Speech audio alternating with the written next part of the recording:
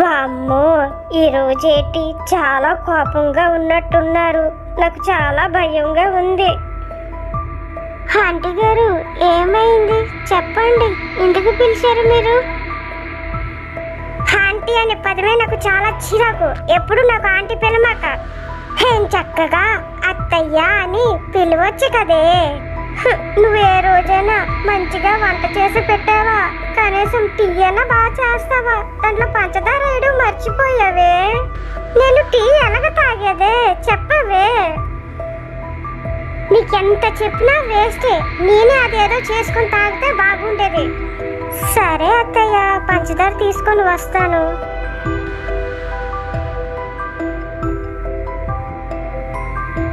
అత్త కోడళ్ళు కలిసి గొడవ చేసుకుంటున్నట్టున్నారు. చెప్పినే శ్వేత, నా కొడుకు హైదరాబాద్ వెళ్ళి జాబ్ తెచ్చుకుంటాడు, మంచి డబ్బు సంపాదించుకొని తెచ్చుకుంటాడు అంటే దీన్ని తీసుకొని ఇంటికి తీసుకొచ్చాడే.